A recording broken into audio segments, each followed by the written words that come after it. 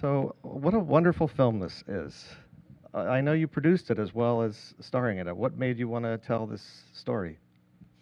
It was one of those scripts, like, that doesn't happen often. That I read it and I felt I needed to play her. It was not like I wanted it; I needed to do it. And on the same day that we met, that we had this meeting, we almost worked together 3 times before, and it didn't work out because of dates. And with this meeting, he told me about the story, and I said to him, "Yeah, I will read it immediately." And the same night he sent it, I read it. We spoke, and he asked me, I told him yes, that I wanted to do the movie, and then he asked me, why don't we produce it together?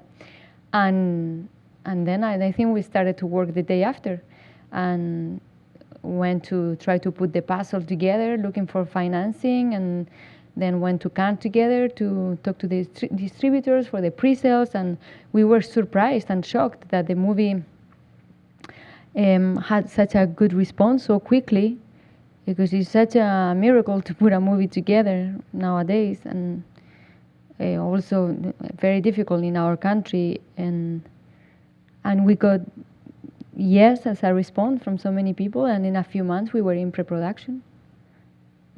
And the film has such an interesting tone. I mean, it's very funny. There are a lot of laughs in the movie here tonight. It's also very emotional, and it has kind of a surreal quality to it. I mean, how do you kind of maintain that over the course of a production? How do you sort of monitor where you are in terms of that balance? I think all of that was in the script, and the more I work, the more I see that if it's not on the script, it's not going to happen as a miracle later when you're shooting. Because so many times we think like, it's not there, but it will be almost never there if it's not on the script. So I thought it was a very risky, original, different script. I knew it was going to raise a lot of debate. I knew some people were going to connect a lot, and maybe some people were going to have trouble with some things. We all were aware of that. But this is what I love so much about Julio's films, that he's such an author, so honest to himself, to his way to see the world, and the way he tells his stories, and he has such a unique eye, and his characters are very special, very interesting. Magda, I just love her. I feel like she represents the strength from so many women that have to go through that battle, and I don't know, I love her so much. I wanted to ask you about the three primary male actors in the film, because you have such wonderful relationships with each of them. Luis, had you worked with him before? Did you know him? Or, I mean, it's such a connection that you guys have from the very beginning when you meet at the game. Yeah, we are friends for a long time ago, but we really didn't work together a lot, just a couple of scenes in a movie many years ago. But I knew him personally, and I admire his work very much. And I think he's one of the greatest actors out there. And also Asir, who is not only a great actor in film, he's amazing on stage. He has an incredible voice, as you've seen, but he has this show in Spain that is mind-blowing. I've seen it like 5 times, El Intérprete. He's really, really talented. And then Theo, who plays my son, who is such a lesson of, for me as an actor, to be working with somebody that is totally in present time the whole time. And that is really like the key for I think for happiness, but also for acting. And I had this master in front of me that was so little, and was like, yeah, let's do the scene. And it was like totally present, really sees you, really adapts anything that you give him, and any change he incorporates into where he is so much there, looking at, seeing the other person. It's been, I am so grateful to him for his lessons every day, and he doesn't even know this, but I was fascinated, like so much that we forget, no? And how difficult it is for us, for adults, to be present, and for them it's just so easy. And then how that translates into acting, it was an incredible reminder. You have kids of your own. They're younger than your son in the film, but I mean, do you draw on those feelings as mother to play the role, or is it a separate process to? I don't force that. I don't try to mix it. It just happens. I think any story that will have to do with that, with children, how are you not going to have your own feelings or your own fears, or everything is going to be there somewhere. I try not to bring on purpose things from my backpack, from my past, from my own history. But everything is there. All that is part of me, and it will affect the way I will play one thing or another. And it's something that it just doesn't go through your brain. It's a part of your cells. I think all of that you will put into a scene.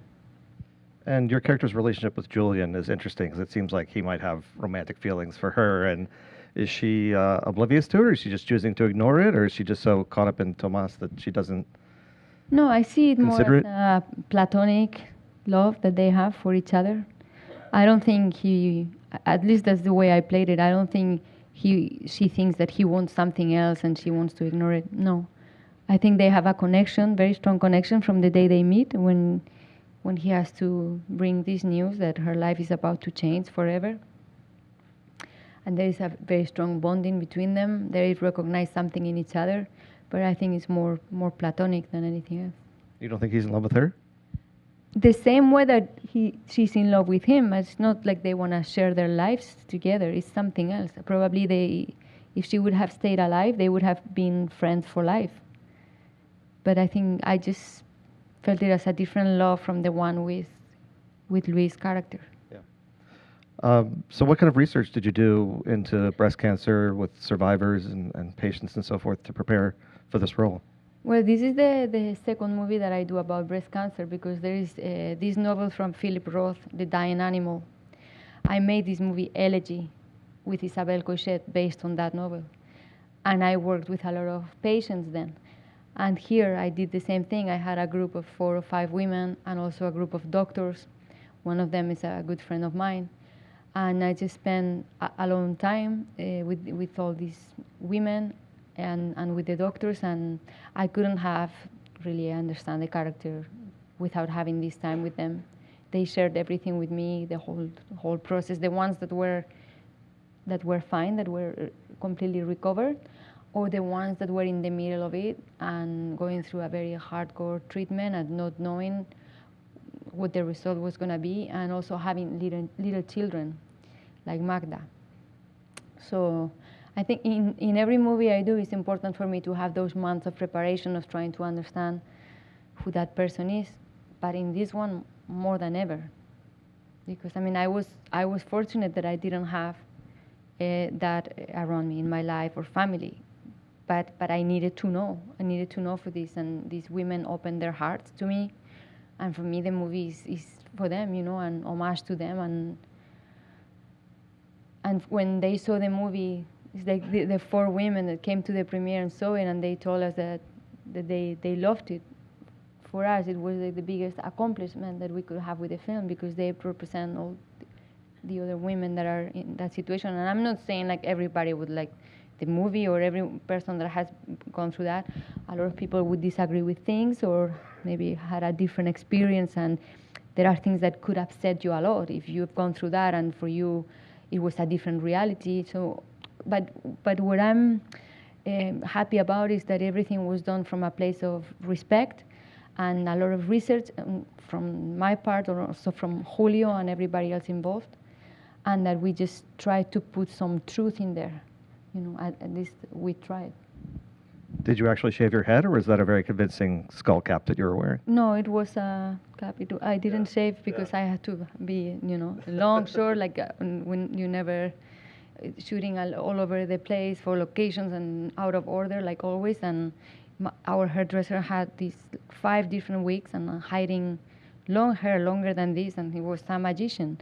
And also a lot of good long process of CGI that was amazing, because for that and also for the scars, right, and for the 8-month pregnant belly, like all of these had to be very believable. And this is not a movie that had a very big budget. So it was more like finding the right team and giving them a lot of time. And I think they did an amazing job. How did you feel seeing yourself on screen bald? And Honestly, I don't think about from that place. is it gonna look good or is it gonna look? To me, I was seeing Magda and I was shocked and impressed because of the content of the scene, that she's looking at her body for the last time before she's gonna lose the breast. And she's seeing that for the last time, and before she loses all the hair, she's like going a step ahead, and she's shaving herself, which many of these women do, and what that act represents. So it would be, I would not feel good about myself in that moment of playing something like that. I would be thinking about how does that look. I really don't care. I have to give that character what she needs. I feel really lucky to have this kind of material. And it's just a movie, but it's talking about things that are important, that are real. So when I'm there, even if it's my little tiny contribution to that, but I want it to be honest, and I don't want my ego to be on the set, you know, in moments like that. No. Absolutely. But thank you, but I really mean it, because for us, especially for women, we get asked those questions all the time, and even in characters like this. And don't worry, I'm not angry with you for asking, but but it's like there is a point. It's like, oh wow, what do I have to play? In what situation you wouldn't ask me about my hair? if it's even in a situation like this. So I'm just, don't worry, but I'm just saying this, that it's sometimes I need to really express that, you know? Right, right. Well, I know there was, I've read interviews with you where you talked about there was a lot of focus on your looks when you first started out, and it was kind of hard for you to be taken. But I never said that. You never said that? No, because they want you to say this type of thing. That is so boring. It's like, my way to fight that, to win that battle was never to talk about that. Let's talk about the work. Some movies will connect with the audience, some will not. Don't work for the result. I'm so lucky that I have a job that I love so much and that I can make a living out of it. This is really the way I live my life. So I know it can also sound like that, but it is, I'm being honest about it. So they want you to say, as a woman, much more than for actors, it's more for us. For actresses, they want you to say all these things. They want you to say that you were the ugliest in the school when you were a little kid and complain about it. And it's like, why you have to talk about if you feel like you are pretty or not pretty, or like, they really, I don't know why it sells a lot, why it sells so much, the comments about that kind of thing, where they never ask a man that type of question. It's very rare to see. It's true.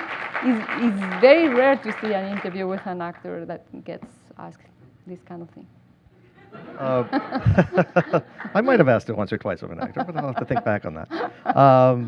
So what's the biggest difference for you in acting in Spanish versus acting in English? I mean, obviously Spanish is your native language. You had to learn English relatively recently, but is that the main difference, or is it? Yeah, it was very hard at the beginning because I studied French before, and then I came here to New York when I was 18 or 19 to learn English and to continue doing ballet, because I wanted to be a dancer for 17 years. So yeah, but then I had to choose, it were one thing or the other, so no more dancing. And at the beginning it was very frustrating because I didn't know what the director was saying to the other actors or what he was talking to the group, and I don't like missing anything, and I would just hide in the bathroom crying, saying like, this is so frustrating, I don't understand what they're talking about, and I just kept studying like a very high speed, and I don't know, it's just grateful that they gave me the opportunities to make all those movies at the beginning where I spoke very little English. I basically just knew my lines.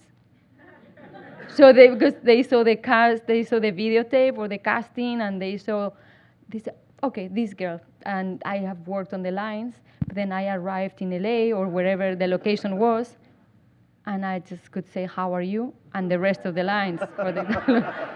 And then they felt bad to send me back, but my first two movies were like that. Well, I read, and again, this may not be accurate because it was on the internet, but that you also know to say, I want to work with Johnny Depp. Is that true? Well, that is true because my agent in CAA, the first agent I had in CAA, because I'm still with them, but a different agent, he called me when he saw Jamón Jamón and Belle Époque, and he said, I want to represent you in America. And I said, ah, great. So then I put myself on tape in Madrid, in the office of my manager in Madrid, for a test for high-low country. And I got the part. And that's when I arrived, like, with no English and the lines learned. And he says, and I think it's true, that I could only say the line, I want to work with Johnny Depp. He always says this story, and it's probably true. And then you did work with him twice. Yeah, twice, and I adore him. So, Absolutely. And you've worked with several prominent directors, obviously, but particularly your work with Pedro. I mean, you've made several films with him. What is it like to work more than once with the same director? I mean, do you bring what you've done before to the next project, or is each one kind of individual? No, it's great when you have that, because we really know each other. I mean, Pedro is one of the most important people in my life. He's a very close friend of mine. We see each other all the time, not just when we're working. And it's great when you have that kind of connection and you almost know what the other one is thinking. It's really interesting what happens there. And I only have great memories from all the work we've done together, and I hope to do many more, because he's such an unique genius. You know, it's so interesting. Just a conversation with him when we go to dinner is an incredible man. And working with Woody Allen on Vicky Cristina Barcelona, for which you won an Oscar. What was what was that experience like? You always hear actors say he doesn't talk to you much, and you know. No. He doesn't like rehearsing, but I've worked with directors that rehearse for months, and I'm okay with that. I respect their process and the way they choose to work with the actors. And I can adapt to that, and also to the ones that decide, like, you prepare, come ready, and then we shoot. And Woody is like that. He doesn't like rehearsal or talking too much about, like, where the character comes from and the background and this and that. But I would drive him crazy with questions. and Javier too. It was like one in one ear, one is like, and what do you? And he would laugh, you know, like in a very sweet way, but he would laugh at us when we saw, he saw that we got so intense about, like, finding out answers.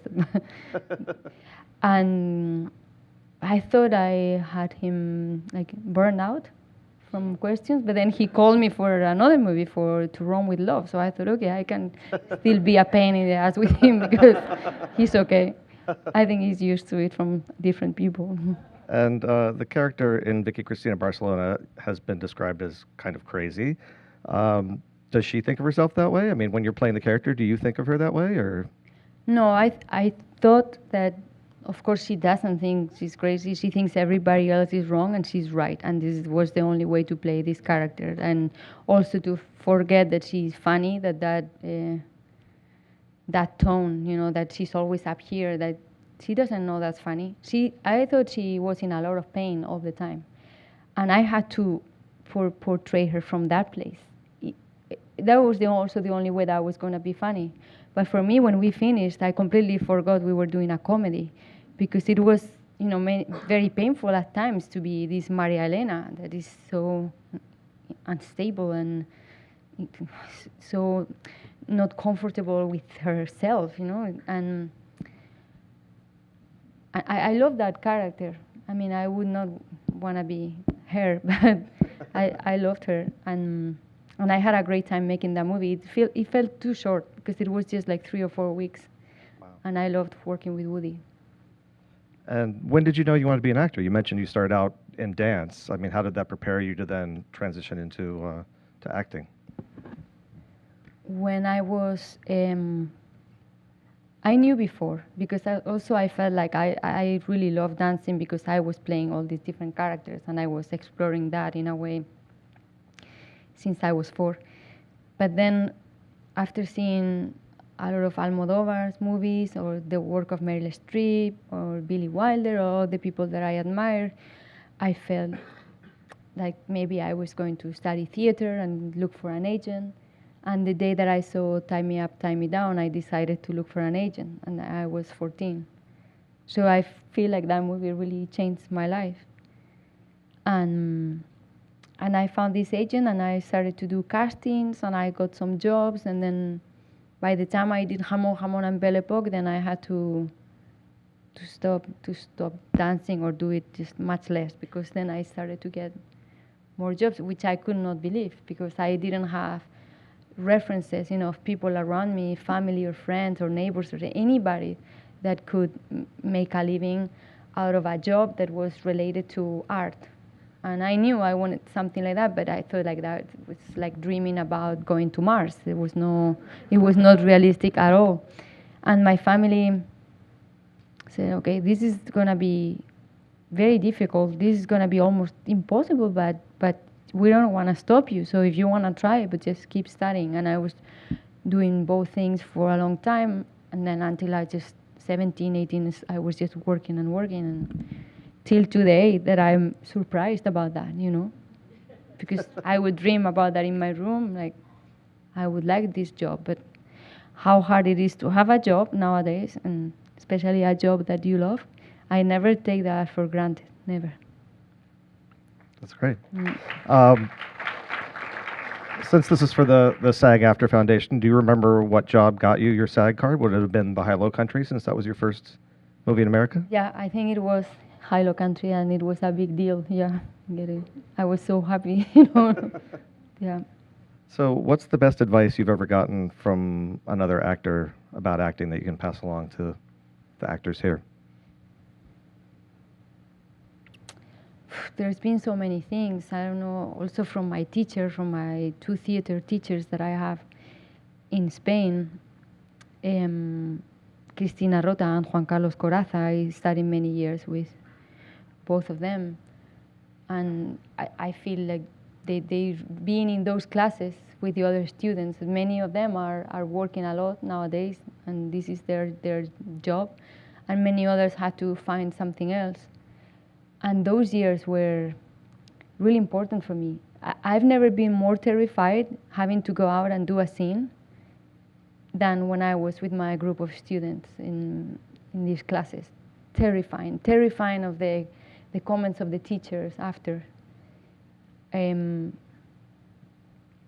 More than in any film, which I am always scared and feel like it's the first time in every film I do. But that was even more. I read a quote from you, again, it may not be true, that you said every new project feels like a first date. Is that an accurate description of what it feels like when you're starting? Kind of like that. Like I don't feel like, okay, all the years of experience or whatever, all the years that you've been working, it's somewhere in you, but it's a new character, and it's a new cast, and it's a new director, even if it's somebody you've worked before. But you're gonna play this part for the first time, and I always feel like completely new. I feel like a kid again, and this is a very addictive feeling. I think the day that I'm 80, if I go to a set and start shooting a movie, I'm gonna feel exactly the same way, because in this profession, this is the beauty of acting, that you never know everything. You know nothing. It's like new being that you're gonna try to understand, no? And this is the most wonderful thing about this profession. Is you never get to a place where you feel like you know enough or you have control over anything. This doesn't exist. And I think this is a very beautiful adrenaline rush also, of like being so lost, even if you have spent months preparing. When the moment arrives, all that information is there, and it's going to be somewhere in you, and it's going to serve the character, and it's going to appear. But part of you feels completely lost and new, and it's an amazing feeling for me. We only have a few minutes left, but we have some questions from the audience. I just want to read off a couple of them here. Where do you keep your Oscar? in my house. Yeah, but the first month when I won, because I really couldn't believe it, and I took it with me everywhere. Also, I at the airport, it was so funny because they always think it's a fake one. And they want them to treat it well, and I remember I took it to the beach one time with my family and put it in its own towel. Like, I knew after that it was gonna be in my house and not travel, not move. So the first month we traveled around a lot. What would you consider your big break as an actor? Probably when I started, when Vigas Luna, who is unfortunately not with us anymore, and Fernando Trueba, they gave me these two movies back to back. Jamón Jamón, Belle Époque, they came out in the same year, and they were completely different characters, and that was really, really important for me that year. What's your take on the current presence of diversity in Hollywood? Wow, with that question, we can be here for hours. I'm not gonna get in that garden. Let's see. Okay, so last question. How does it feel still having an accent and working so much with good directors? I'm lucky and privileged and grateful, because it's true that I've been able to work in 4 different languages, and I have an accent in 3 of them. And for that, the audience is very generous that they let me do it. So I said, okay, I'm gonna take advantage of this. I keep working on my Italian, French, and English. I keep working on it. I have a dialect coach every time I'm shooting. And then when I work in Spanish, most of the times I have to do a different accent, because right now I with Fernando Trueba for the sequel for The Girl of Your Dreams, The Queen of Spain, I have to do the Andalusian accent again from the south of Spain, which is completely different way of speaking. So I feel like I always have a teacher next to me for one reason or another, but I love teachers, so it's good. Well, I think whatever you're doing, it's working. This is a wonderful performance and a wonderful film. Thank you so much. Thank you so much for joining us. Thank you for coming. Penelope Cruz. Thank you so much.